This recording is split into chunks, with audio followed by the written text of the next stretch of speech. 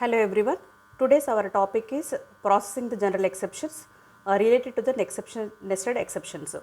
So already we discussed the different types of exceptions as well as the interrupts. So whenever an exception is going to be occurred, automatically the exception or we are going to be occurred is a type of interrupt. So whenever an exception is going to be occurred, automatically in order to handle the exception, we are going to be send it to the exception handler. So whenever if it is going to be occurred any interrupt, then automatically we are going to be send it to the interrupt handler. So in order to handle the exception, we are defining the exception service routine, or in order to handle the interrupt, we are going to define the interrupt service routine. So either it may be exception service routine or it may be the interrupt service routine. So in this case, both the concepts of exception handling and interrupt handling both are here same. So in this case, here we are going to define, so if multiple types of exceptions are going to be occurred or multiple types of interrupts are going to be occurred while execution of a task. So in this case, in order to handle those exceptions, we are going to define nested exceptions. So if it is in the case of exceptions, we are going to define the nested exceptions, and if it is an interrupt, we are going to define the nested interrupts. So in order to handle this nested exceptions or nested interrupts, so when a nested exception and when a nested interrupt is going to be occurred, so during in this case, so we are going to discuss the low priority, so based upon the medium priority and high priority. So likewise, so during the execution of a task, we are going to define some tasks are having a low priority and some are having medium priority and high priority.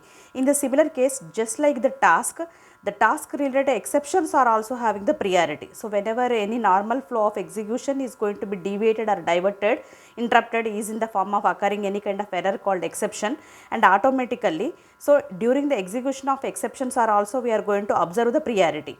So based upon some exceptions and some interrupts are low priority and some are medium priority and some are high priority. So while during the exception handler is executing a low priority exception, automatically whenever any medium priority or high priority exception is going to be occurred, automatically this low priority exception can be interrupted by the or can be preempted by the medium priority or high priority exception. So likewise, we are going to define the nested exceptions. So nested exceptions, which means the high priority exceptions to preempt the processing of low priority exceptions. Then automatically here the context switching occurs. So just like while a task is going to be executed, the same concept of context switching is going to be occurred. So nothing but the currently running task gets saved. And automatically it can load the new task. So in the similar case, the currently executed exception which is of the low priority save its data into the temporary variable, and automatically it can be switched to nothing but loading the medium priority task or high priority task. So in this case, we are going to restore this and restore the exception service routine of medium priority or high priority, and likewise it can be executed, and after the completion of high priority task, and automatically the control can be returned to the low priority task. So likewise these nested exceptions is going to be occurred. Similarly, the nested interrupts are also.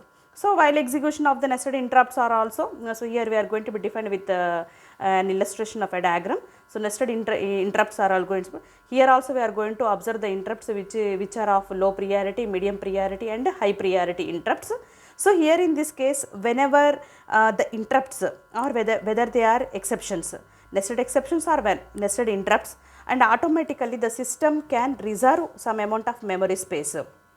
So reserve some amount of memory space. The reserved memory space which are going to be indicated with the stack. So nothing but whenever any exception are going to be interrupts, in order to handle the exception and interrupts, the system can generate the some amount of memory space, the reserved memory area which can be defined it as a stack. So likewise we are going to allocate the space that what we are going to be calling it as here the stack space. So nothing but the currently running application, based upon that we are going to adjust the storage space of the stack, and the space of the storage space of the stack may be either it may be static and either it may be dynamic. So nothing but whenever a low priority exception is going to be running, and automatically it is preempted by medium or high priority, then if the medium priority or high priority needs more amount of storage space, automatically the stack space can be grown. So here in this case, the stack grows again to handle the medium priority interrupt or the high priority interrupt processing storage needs. So it is going to meet the requirements of the medium priority or high priority. So nothing but likewise the storage space can be increased or the storage space can be decreased. So for this purpose, so here in this case the storage space of the stack that can be defined in both the ways, that what we calling it as here, it may be static or it may be dynamic. So here in this case, so the similarly just like the task and its status is going to be stored in the task control block and saving the contents in the stack and dynamically allocating, saving, restoring, transferring and return the control to the currently executing processing, everything is going to be executed. So likewise the same concept is going to be occurred whenever an exception is going to be defined. So whether the exception or an interrupt, the processing is same and it can be handled by exception service routine or interrupt service routine. And here whenever an exception handler is going to be generated, nothing but in order to execute the set of instructions according to its size and what is its priority, and here we are going to generate an exception table.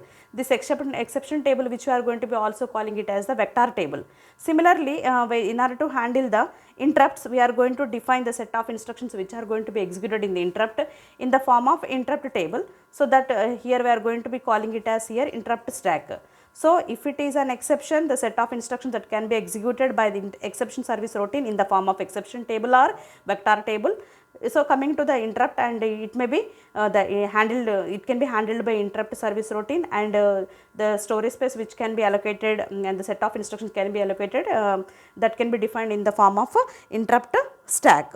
So likewise we are going to define the exception handlers, how it can handle the exceptions. So likewise we are going to define the exception handlers. So here in this case the exception handlers that can be defined it as, so whether it is exception service routine or coming to that of whether it is an interrupt service routine, and this can be handled, and the amount of space or the exception which we are going to be calling it as switch to the exception stack, and automatically it may be defined it as an exception frame. So whether it is coming to the interrupt service routine, and these are generated the asynchronous exceptions. Nothing but exceptions are going to be generated by the internal events, and interrupts are going to be generated by the external events, and these are based upon the synchronous exceptions, and these are based upon the asynchronous exceptions.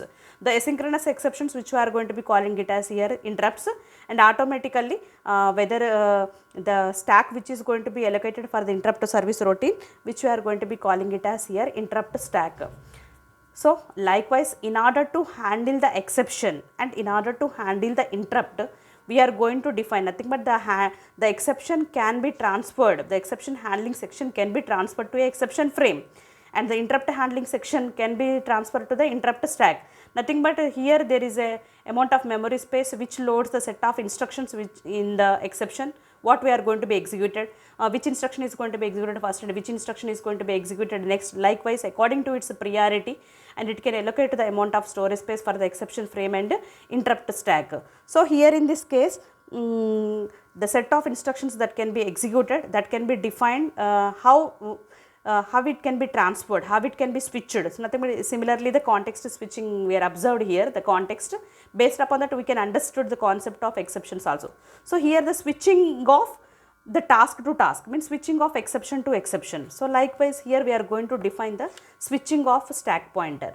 So already we discussed whenever the memory space that can be allocated, it includes the stack register and the program counter. So the program counter which indicates the memory addresses, and it loads whatever the current address of the instruction which is going to be executed. So likewise we are going to indicate the program counter, and the status bits which are going to be generated and which are executing, that can be defined in the form of stack register. So likewise we are going to indicate whenever a low priority or a high priority or medium priority, so which priority exception is going to be currently running. So for example here we can observe here the old stack pointer is there and the new stack pointer is there. Then what is the difference between this old stack pointer and new stack pointer? Here we can observe one context called switching. Switching is nothing but here moving low priority exception or interrupt to high priority exception or interrupt. So nothing but switching the context occurs. So currently whenever a low priority exception is going to be running, and automatically any high priority or medium priority exception is going to be occurred. Automatically the low priority exception can be interrupted by high priority exception. So in this case the low priority exception is currently running in the storage space called old stack pointer. Then automatically if it is preempted by high priority task, automatically the amount of reserved storage space memory can be allocated to the new stack. So for this purpose the old stack pointer indicates the execution of currently running process, and the new stack pointer which indicates the high priority which can be preempt the low priority. So for this purpose the switching can be transferred from the old stack pointer to new stack pointer in the form of saving the contents, restoring the contents, transferring the contents, and return the control to the execution currently running process, currently running exception. So likewise we are going to define the switching concept here. So first any kind of exception or any kind of interrupt is going to be occurred automatically. So then automatically the process saves the minimum state is nothing but saving the contents is nothing but it saves the currently executing the process state information. So how the steps can be executed here? How the steps can be executed means here, except first save the stack pointer. So nothing but whatever the temporary variable, it can store the data into the temporary variable. It means the currently running task, low priority task, that can be stored in the temporary variable. Then automatically set stack pointer. Set the stack pointer is nothing but it can load the new and high priority task. Then automatically it can be sent to the new stack. So that what we calling it as send it to the private stack. So that what we calling it as here the new stack or active the new stack pointer, that what we calling it as here private stack, means the memory area that can be allocated for private stack which is purely reserved for the high priority and medium priority task. Then begin the exception processing. Then automatically after completion you can begin the exception process and you can execute the new exception task in this private stack memory space area, and after completion of this and automatically it can resume and it can return the control to the old stack pointer. So nothing but whatever the temporary variable where the contents which are going to be saved here and where the process is going to be temporarily suspended, and automatically it can resume here and set the stack pointer to the old stack pointer. So likewise you can handle the exceptions here. So then you can observe what is a major difference between exception service routine and interrupt service routine, and in similar cases both the exception service routine and interrupt service routines both are same. But you can observe, so whenever any kind of multiple exceptions or multiple interrupts are going to be occurred, and automatically the system can't bear more number of exceptions and interrupts, and automatically the embedded system architecture becomes more complex.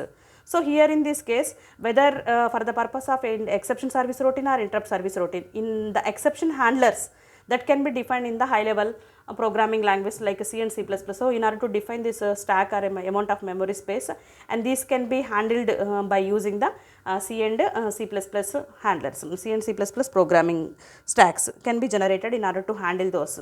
And how what is the major difference between exception service routine and here interrupt service routine? So nothing but in both the cases and majorly, and we can observe that whenever any kind of exception is going to be occurred and what the handler exactly performs. The exception handler exactly performs two things. First part, and you can define the second part. What is the first part? And it can going to run the exception code. So nothing but exception handling context, it can run the exception handling context. And the second part is based upon it can defines the based upon the task context.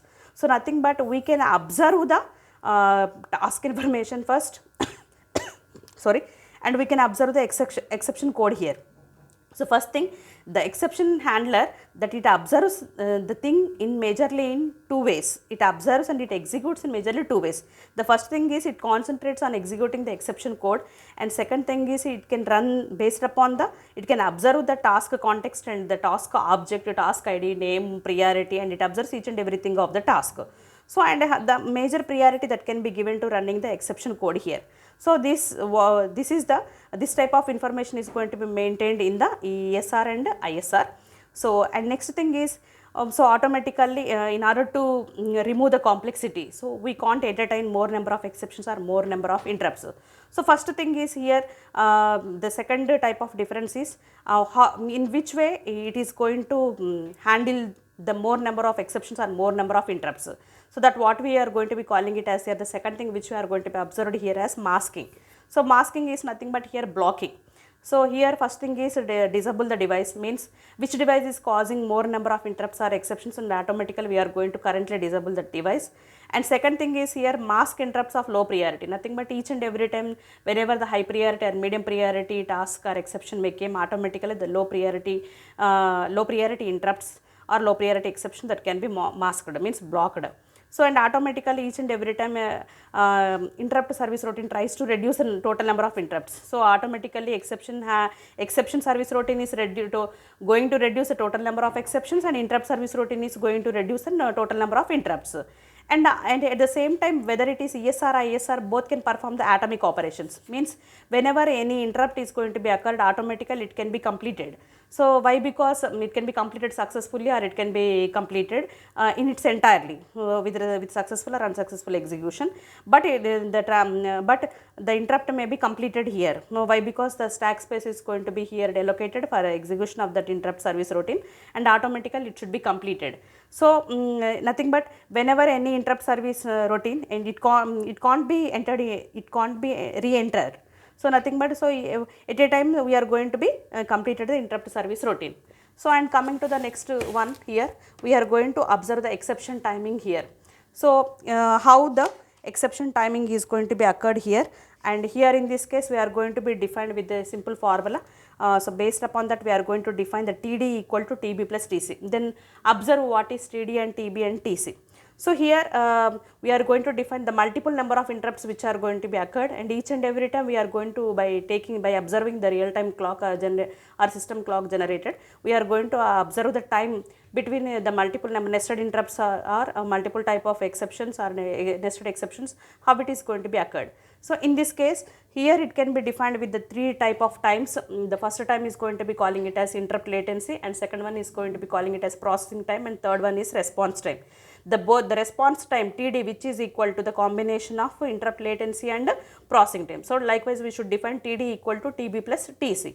So here the total occurrence of the number of total occurrence of the interrupts which we are going to be calling its frequency. So nothing but the frequency which we are going to be calling it as here device interrupt frequency, the number of interrupts which are going to be occurred in whatever the amount of period of time, how many number of interrupts which are going to be occurred, and what is the difference between the latency and the processing time we are going to be defined here. So here the TA which is going to be defined it as a frequency, and TB is interrupt latency and TC is processing time. Then what is interrupt latency? The latency time is nothing but here we should define the time difference between whenever an interrupt is going to be raised, and after raising of the interrupt we can send it to the interrupt service routine. So the time gap between the interrupt raised as well as the sending to the interrupt service routine, which we are going to be calling it as here interrupt latency. And after giving to the interrupt service routine, how it can execute and what amount of time it requires for processing of that particular interrupt, which we are going to be define it as here processing time. So likewise the combination of the time which is given to interrupt service routine, and after giving to the interrupt service routine the time of completion of the particular interrupt, which both these times which are going to be calling it as here interrupt response time. So likewise we should define the TD equal to TB plus TC. So likewise we should define multiple types of exception with handlers, and how it can be defined in the exception service routine and interrupt service routine. So thank you.